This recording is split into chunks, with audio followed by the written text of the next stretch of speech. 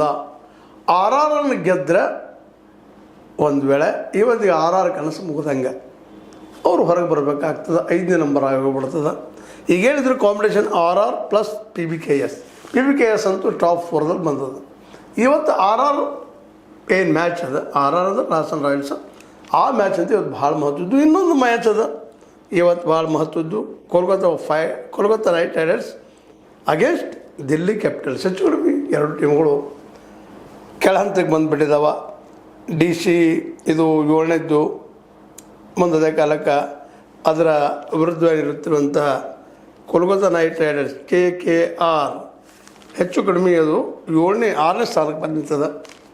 ಹೀಗಾಗಿ ಇವೆರಡು ಟೀಮ್ಗಳು ಇವತ್ತು ಯಾವ್ದು ಗೆಲ್ಲಿ ಯಾವ್ದು ಸೋಲ್ಲಿ ಇಬ್ಬರು ಮನೆಗೆ ಹೋಗುವಂಥ ಒಂದು ಸಾಧ್ಯತೆಗಳು ಹೆಚ್ಚಾಗಿದೆ.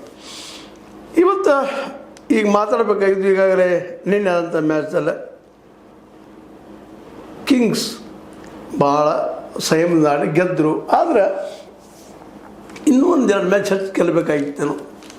ಆರಂಭದಲ್ಲಿ ಅದು ಏನೊಂದು ಸುಂಟರುಗಳಾಗಿ ಬರ್ತಾಯಿತ್ತು, ಸುನಾಮಿಯಾಗಿ ಬರ್ತಾಯಿತ್ತು. ಪಂಜಾಬ್ ಕಿಂಗ್ಸ್ ನಿರಂತರ 7 ಮ್ಯಾಚ್ಗಳು ಗೆದ್ದರು. ಅದರ ನಂತರದಲ್ಲೇ ಅಷ್ಟೇ 6 ಮ್ಯಾಚಲ್ಲಿ ಸೋಲ್ತಾ ಬಂದರು. ಯಾವ ಫೋರ್ಸ್ ನಮ್ದು ಹೋಗಿದ್ರೋ ಅಷ್ಟೇ ಫೋರ್ಸ್ ಹಿಂದೆ ಬಂದುಬಿಟ್ಟಿದ್ದಾರೆ. ಇವತ್ತು ಟಾಪ್ 4ರಲ್ಲೇ ಇವತ್ತಿನ RR ಮ್ಯಾಚನ್ನು ಅವರು ಗಮನಿಸ್ತಾ ಇದ್ದಾರೆ. ಅದು RR ವಿತ್ MIದಿಂದ ಮುಗಿದು ಹೋಗಿಬಿಟ್ಟದ. ಬಟ್ RR ಇವತ್ತು ಇವರಿಬ್ಬರ ಮಧ್ಯಲ್ಲೇ ಟಗ್ ಆಫ್ ವಾರ್ ಟಾಪ್ 4ರಲ್ಲಿ ಬರುವಂಥದ್ದು. ಟಾಪ್ 4ರಲ್ಲಿ ಯಾರು ಬರ್ತಾರೋ ಮುಗಿದು ಹೋಗಿಬಿಡ್ತು ಮ್ಯಾಚ್. ಇನ್ನೇನಿದ್ರು ಕೊನೆ ಹಂತದ ಮ್ಯಾಚ್ಗಳು ಇವತ್ತು ಆಗುವಂಥವು 2 ಮ್ಯಾಚ್ಗಳು, ಅದರಲ್ಲೂ RR ವರ್ಸಸ್ MI.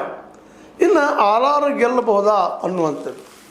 ಯಾಕಂದರೆ MIದಲ್ಲೇ ರೋಹಿತ್ ಶರ್ಮಾ ಇದ್ದಾರೆ, ಹಾರ್ದಿಕ್ ಪಾಂಡ್ಯ ಇದ್ದಾರೆ, ಸೂರ್ಯಕುಮಾರ್ ಯಾದವ್ ಇದ್ದಾರೆ, ಎಲ್ಲ